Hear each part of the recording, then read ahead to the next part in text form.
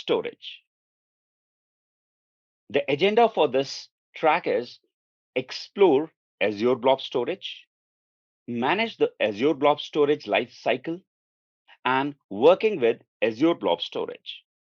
So these are the main topics that we will be covering, and there is a homework for you as discussed on the day one, right, where you will be doing some labs as well. So we will going to start with the first part, that is explore Azure Blob Storage. Wherever applicable, I'm going to show you the demonstration as well. I will take you to the portal, I will take you to the Visual Studio so that you can learn better. So let's begin our journey with the first part, that is explore Azure Blob Storage. Now, Azure Blob Storage is a Microsoft Object Storage solution for cloud. And to work with it, we have to work with a service called storage account. So when we work with a storage account service, it comes with the various capabilities or various features. And Azure Blob Storage is one of them. We will be talking about other capabilities as well, but not in depth, because our main focus is on the blob storage. So blob storage, if we talk about, is a optimized way of storing massive amount of unstructured data. And as discussed, unstructured data is something which does not follow a certain data module or model or specific definition, like audios, videos, images. So we can say that blob storage feature is good to serve images or documents which are directly available to the browser with a URL. We can use it for streaming audios and videos. We can write to log files. We can store our backups so that whenever we need, we can restore that in case of disaster recovery and archiving. So as you can see on my slide, when we want to store our unstructured data, the traditional approach is that we can use disks. As you know, in your on-premises, whenever you have laptop, you can attach your hard disk. Those are the persistent disks. As we move to the cloud, so we use virtual machines. Even in the virtual machines, we can attach our disks. Files, we create a file system and we can attach it with our VMs. These are the persistent disks, means even VMs get deleted, those disks will still persist and we can reuse it with other VMs. But the problem with that is that problem with the file system or disk is that we need a VM. We need to attach that disk with a VM, then only we can use it. But sometimes it happens that I would like to store the data that can be accessed with a URL. We want to work with the data no matter where we are, no matter which application we are working with. I directly want to communicate with URLs. So we go with a service called Storage Account, which is built on the unified distributed system. It provides highly durable data. It provides encryption at rest, strongly consistent replication, fault tolerance, auto load balancing is there. Reason behind it, that this service is a fully managed service and it comes into the PaaS category. When we are working with a storage account, so storage account has various features, right? Like we can work with the files, we can work with the blobs, we can work with tables and queues. Now, when we talk about files, so files is basically a service or a feature of storage account that help us in storing the files into it, which can be used, which is used as a mountable drive. So whenever we create a file share into the storage account, it is a mountable drive where we can drag and drop the files using SMB protocol and RESTful architecture. It is good practice when we want to go with the lift and shift legacy applications. And we can even sync with on-premises because this file share can be mounted with my on-premise systems. Our focus will be on blobs, binary large objects, where we will going to store unstructured data which can be accessed directly with a URL. It is highly scalable and it is REST-based cloud object store. Because whenever we are working with the blobs, we can store huge amount of data into it. The different techniques that we can use to store the data is block blob, right? We can use page blob, we can use append blob. We will be talking about these in a minute. So the next feature is tables. Table is basically a NoSQL way of storing your data. If you have any NoSQL data, you can use table storage. And queues is used for loosely coupled application, where sender and receiver are not aware about it, but they still want to communicate with each other.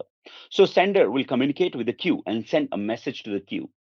And the receiver will connect to the queue whenever it is available, and then read the data from the queue and process it. So it works with a decoupling. Now, when we talk about the storage account, so you need to know how to create a storage account so that you can get these capabilities. So whenever we want to work with a storage account, so we have to specify certain parameters, like in which subscription you want to create, what should be the name of the storage account, in which resource group it should be, in which region you want to create it. And the most important thing is the performance level. So Azure Storage offers two performance levels of storage accounts. One is standard, another is a premium. Each performance level support different features and has its own pricing model. As you can see on my slide, if you choose standard, it gives you the storage account type that is standard general purpose V2 with all the four capabilities like blobs, queues, table storage, and Azure files. And when you go to the blob, you can upload your content into it with all the three algorithms that we talked about before, like block to blobs, page blob, and append blobs. But sometimes it requires, sometimes there is a necessity that I don't need to have all these capabilities. Because if you have all these capabilities, so there are extra links available on your browser, right? There are extra features available and you might not want to use it. So you want to focus on a specific thing. So you go with the premium. So premium account offers high performance by using solid state drives. And if you create a premium account, you have to choose between three account types like block blob, page blob, or a file share, which is not mentioned onto the screen. So when we use the premium and we choose block blob means we are using a blob storage, right? And if we choose page blob, we are working with a page blob only. Means the algorithms that we use is specific. And third option is file share. So we can create a mountable file share. Only that capability will be available. Now, when we are talking about this, so you can see on my screen, let me go to my browser. So at any point of time, whenever you want to create a storage account, you can click on create resource. And once it gets loaded,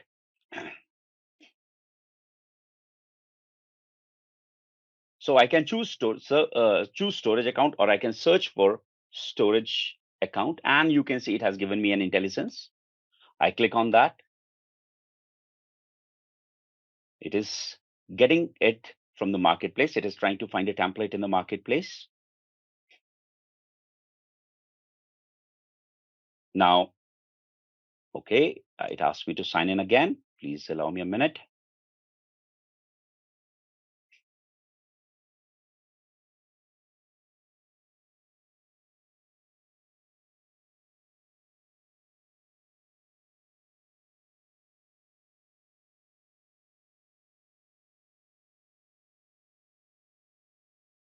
Okay, so I'm into my portal, create resource. Again, I will do the same thing. I'll search for the storage account.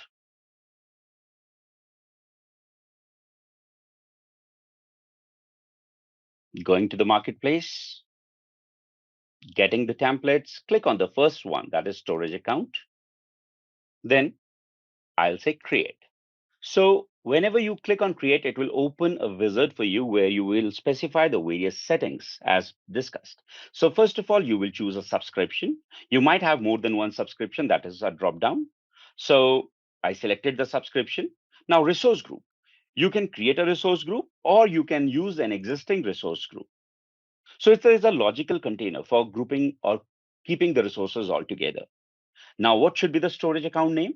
So I have already created a storage account name to save your time. So I give it a name, training account one, CW.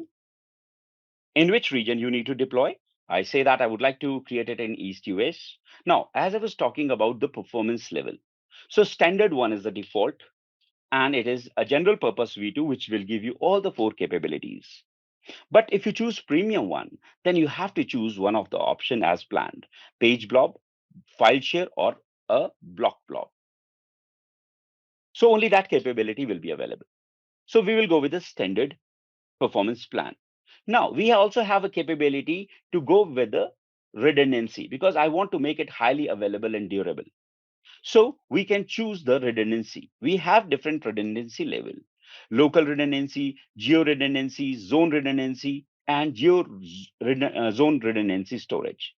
Even if I am choosing the geo redundant storage, so I have the option make read access to the data available in the event of regional unavailability. Means if primary region fails, right, then secondary region is also available for reading the data. So we can configure that. But definitely, if we are talking about the geo redundancy or zone redundancy, the cost will going to increase, right? As well as you will get high availability. So in my case, I will go with the local redundancy. And then next, I'll follow the wizard. It also support the data lake capabilities. If you want to enable the data lake capability, so you have the option to work with it by enabling the hierarchical namespace. Similarly, you go to the networking. You can decide how you want to access this storage account. I say enable public access for all networks. Enable public access for a selected virtual network. So you can click on it. You can choose the virtual network from where you want to access the storage account. Or you can disable the public access. But in that case, you have to create a private endpoint. So I'll keep it public access. Similarly, data protection, we will be talking about that. Encryption, and then review. So we'll be discussing this, what is managed keys and customer managed keys as well. So I'll just go with the default settings and I'll click review. And then I will click on create. Once the validation is passed, then I will click on create. And once I click create, so it will going to create a storage account for you. So till the moment it is creating, I'm going to I'm going to open my existing storage account just to save some time. So if you look into the storage account, which I have already created for you, it has given me the capabilities to work with the blob services, tables, and other resources as well. So let's jump into. So we have containers on the left side, file share, queues, and tables. Four options are there. But when you are on overview page, so it says that we have a blob service that allows you to work with containers, service, which is allowing you to work with a file share, queue service, and table service. So we have these resources available. Now, even my the current storage account is created, which we were working on as well. Okay, so I just shown it to you that when you are creating your storage account, what capabilities you need to specify, what features you need to specify. Now, here we are talking about the URL, Azure Blob Storage resource type. Now we need to understand the hierarchy, right? So how the things work, what is the URL pattern that is there? So when we talk about tables, just want to tell you about the URL pattern, then you will understand it with ease. So how it look like whenever you are creating a table, it is just a NoSQL table. So I'm just giving it a name, my data. And as soon as you click create, so a URL will be generated. Now this URL, if I just copy that and put it on a notepad, so you will see that how it look like. Right, I'll explain it later. because I have to show you others as well so that you can correlate the things. If you go to the queues and if you click queue, so you give it a name, my queue, and a queue is created. So we'll grab the URL of that as well. And I'm putting it underneath the table URL. Similarly, I'm going to create a file share.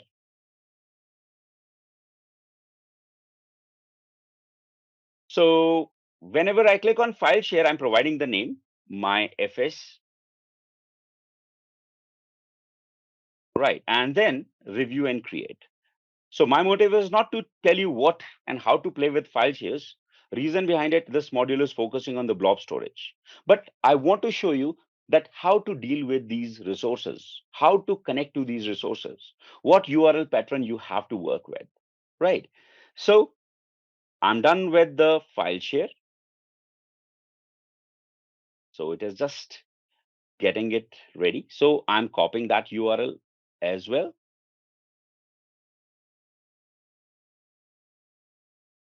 Now I pasted it here.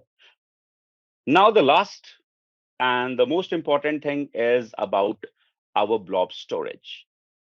So whenever we are working with our blob storage, we have to click on the containers.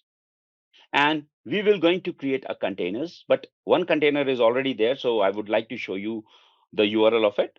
So I click on properties and I grab the URL of it. Now, just to understand why I copied it. So whenever you are working with any of these resource in the storage account, so you always start with HTTPS :/ storage account name. So in all the cases, we started with storage account name. Then we have to define which service we are working with. Table service, if we want to work with tables, queue service, if we want to work with queues, file service, if I'm working with file, if I'm working with file service, blob, if I'm working with blob service. So it helped me to redirect my request to a respected service. Then core.windows.net, and then the name of the resource. It is a table name because I'm working with the table service. It is the name of the queue because I'm working with the queue service. It is the name of the file share, and it is the name of a container. Now, within the container, if we have any file, so nen/file name, file1.jpg. So this is the architecture you need to understand. Now, it is possible that I can have many containers in the storage account. So logs1, logs2, logs3, or maybe images, right? So I can create containers to store the different type of data. I can create images folder to store images. I can create videos folder to store videos. But the URL to access that will start with HTTPS storage account name .blob.core.windows.net / the container name and the name of the file that we are dealing with. So that's what this slide is explaining it to you. Storage account has containers, and each container can have one or more files into it. So that's a hierarchy that we need to follow. Now, when we talk about the next part, that is about the security, right? So how to work with it. But before getting it inside, right, as I have shown it to you in my URL, so the blob storage offer three type of resources that we are working with. One is a storage account, then containers, and then the blobs, which is called files, different type of content. So storage account, container, and the blob are the three type of resources which I'm going to work with blob storage. Now, when I'm talking about the containers, right? So containers basically organize a set of blobs. So container is like a folder, right? Or a disk, you can say that, where you can have the files. Why I'm comparing it with disk? Because you need to have a container to store your data, right? And then within that, you can store files, or you can create folders and then files inside. So this is the architecture of it. It might be possible that I can create a folder1 / the file inside. So this is a container name, this is a folder, and this is the file. So for a container, this is an item that we can use to store the content into it. Container name can be between 3 to 63 characters. So it cannot be less than 3 characters and it cannot be more than 63 characters. The container name should start with a letter or a number, and it can contain only lowercase letters, numbers, and dash character in between. Right. So these are the few things that you need to understand. And this is the URL of a container. So once we understand that, now we need to understand very important thing when we are creating a container. So if I go to the containers, so whenever you are creating a container, you give it a name like images, then it has a public access level. So there are three options available. One is private, another is blob, another is container. Basically, it is for anonymous users. How anonymous users can read the data, only reading thing. If I choose private, which is a default, means anonymous users can't read the content or the properties of this container. They have to log in. Then comes contain. This is basically container anonymous. So it means that if anyone will get a URL of this container, they can read the properties of a container and the blobs, but they cannot make any changes into it. They have to prove their credentials to make any changes into the container. Similarly, I can give a blob. So it means that if I give any URL, if I give this URL to anonymous user, they cannot do anything. But if I give the URL of any file or a blob to a particular person, so without logging it into, without any credentials, they can read the content of the file. So file level access to anonymous user for reading. But for manipulating that file, they need to log in. So we have to decide what level of access we need to give. So we can create a container. Now, once the container is created, we can get into the container and then we can upload the files into it. So whenever I'm uploading the file, you can see that I can browse to the file. So I get into the pictures and I'm uploading one of the picture here, that is a horse. And then you can see in advanced option, I can choose one of the type, block blob, page blob, and append blob. I'll talk about that. So I use the default one and then I simply click upload. Now, once it is uploaded, right? So this has a URL. So if I copy this URL from here by going into the properties, let's grab the property and then try to paste it here. Suppose I have given it to you. So you are an anonymous user. You hit that and you will see it will give you access denied. But if I go to the container level, if I go to the container and I selected that container whose access level is private, right? I can change that access level to blob. So it means that if I have given this permission, so anyone who get the URL will be able to see the content of it.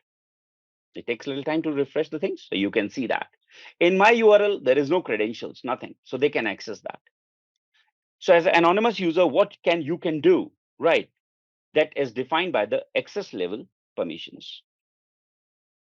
Okay, so let's begin with the next part. So I have explained that. Now I'm talking about the security features here. But before getting into this, I was talking about the three algorithms that we just talked about, right? So if I just go back here, so when you are going into the container and you are uploading a file, so you will get these options here: block blob, right, page blob, and append blob. So block blob store text and binary data. Block blobs are made up of blocks of the data that can be managed individually. So block blob can store up to about 190.7 terabytes of the data, right? Block blob. So it divides your file into a small blocks and then upload that in parallel to the cloud. Then comes the page blob. Page blob is used to work with the random access to the files up to 8 terabyte in size. It is good practice to use this when you are working with the VHD files. and serve as a disk for the Azure virtual machine. Suppose I want to upload any virtual machine, then I can go with that. Because page blob will actually divide your whole file into the pages of 512 bytes, so that whenever you want, you can keep a pointer to any byte and start reading and writing the data to that point. Last but not the least, append blob. As you know, log files are there where you always want to write at the end. So this is the best suited strategy to work with that content. So now once we are good with that, now it's time for us to move to the security features. So Azure Storage provides a comprehensive set of security capability that together enable developers to build secure applications. Now, if I have created my storage account and a blob storage capability is there, so who is allowed to access what? That is the crucial question. So they say that whatever data you are talking about, right, which you want to store it inside, it is automatically stored in an encrypted format using storage service encryption. So every data that you store into the storage account is encrypted. Now, if you want, people can access it. So you have two options. One, you can integrate with, it is integrated with Azure Active Directory. So all the users who are in Azure Active Directory can access it based on the permissions that you will set. Or you can go with a role-based access control, which are also supported for storage and for the resource management operations and data operations. So if you look into my storage account, so I have the access control, right? So I can click on the access control, and here I can see that what access I have, what roles assignments are, which roles I can assign to the users, which permissions I've denied. So I can even add more. So I can add a role assignment, or I can make a person as an administrator, co-administrator. So when I click add role assignment, so what I can do is I can actually define the role which I would like to give. So let's say I want to give a role that is, let's say, uh, let's search for here. Let's say compliance administrator or Azure SAP solution administrators, or maybe I would like to create a contributor, right? Let's search for contributor. So you can see that backup contributor, we have a log analytics contributor, log app contributor, logic app contributor. So I'm just going with a log analytics contributor. So I selected it and click next. Now to whom you want to grant this permission? You can grant this permission to a particular user or a group or a service principal. These are coming from the Azure Active Directory. So you can select a member. So you can choose one of the member of your AD, right? And then, or a group, and then you can select it. So you are assigning the permission to that specific person. So this is a way by which you can go with the role-based permissions. But other options are you can work with the access keys. Access keys is like a connection string. So you can use this connection string, which is using a certain key to prove your authenticity. So you can give this connection string to your developer, and developer can use this in the code to communicate with the storage account. But this will give admin rights. If anyone will get this key, then they can do anything on your storage account. That's why it is risky. It is only used when we want to do some admin works. So we can also go with another thing, that is shared access signature, that we will be talking about in day 3. Shared access signature is a temporary token which will allow you to generate a temporary token with the limited permissions to which can be granted to a specific user. So this is more secured way of doing that. So we will be working on that as well. So that's what you can do it here.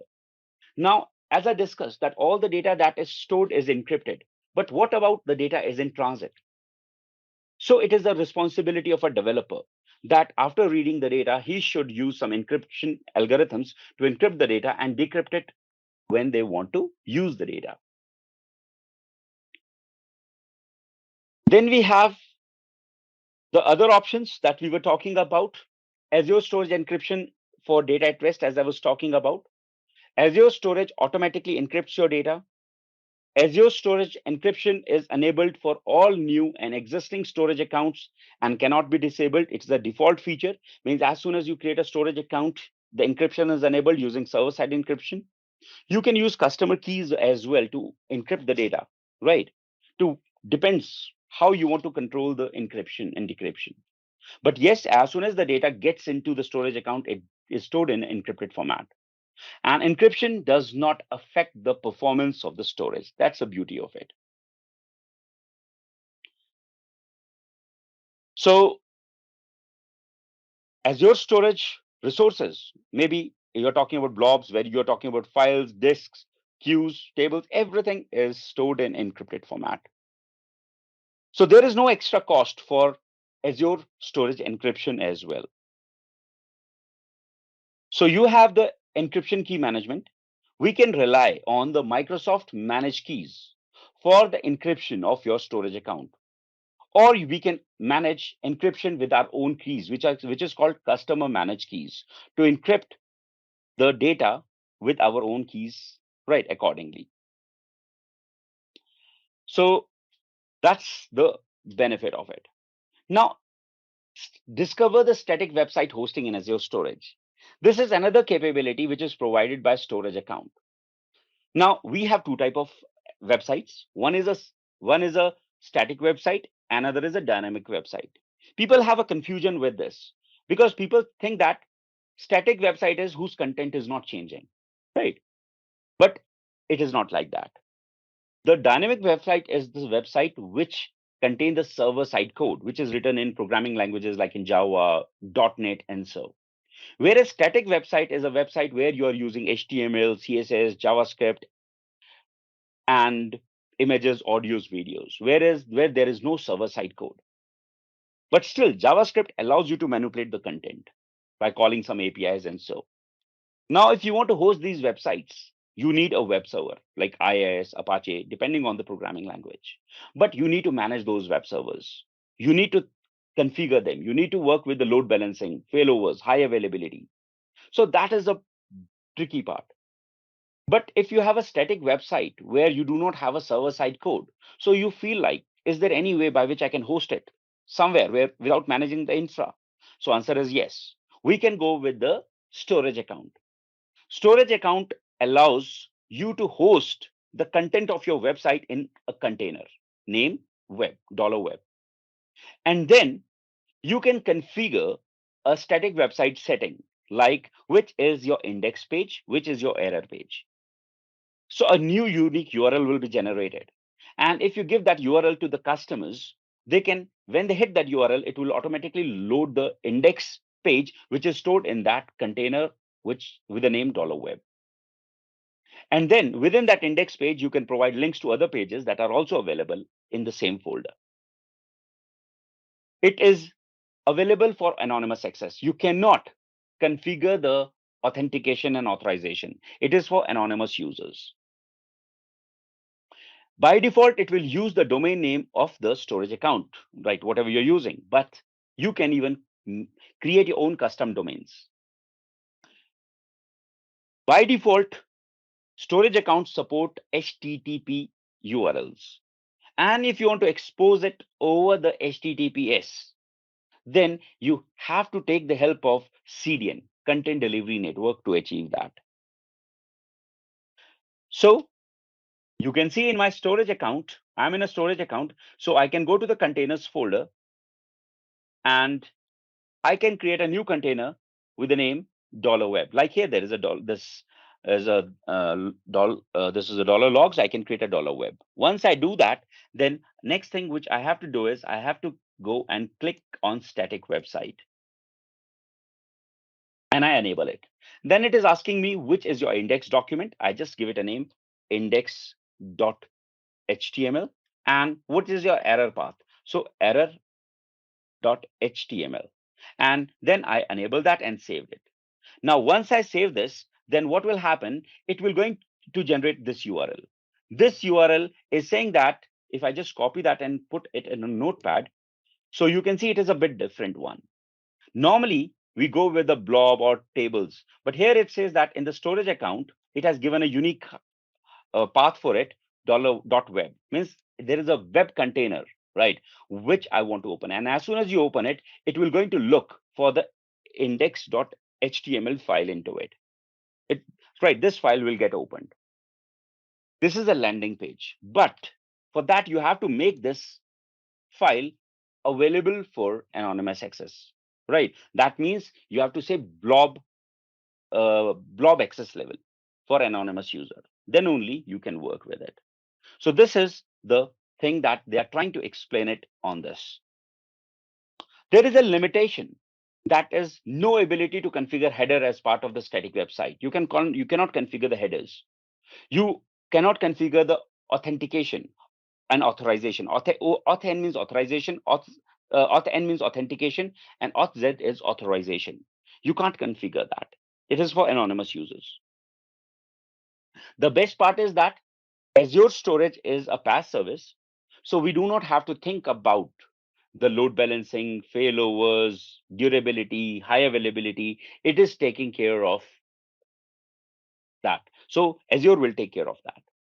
So that is the benefit of hosting my website or a static website in the storage account, right? Now, people have a misconception, as I discussed with you, that after doing that, so they go to the container, right? They go to the container and then they say, let's say I created a container $web. You can see this web is created. Now this web needs to have that index page and it is private. People feel that if I go here and I change access level to container, means public access to this container, so its file will become public. No, it is not. If you do that, then you have to fully qualify the URL of the file to work with it. But if you want your index file to be available, then you have to get into that particular file and make that file to be publicly accessible. So you have to set that setting. So for this, you have to go back and you have to change the access level to blob. Then only you can access the files with that URL. So you have to change this access level to blob. And then you can upload your files into it, which need to be delivered on that URL, which I have just shown it to you, or which I have just copied it here. So whenever you will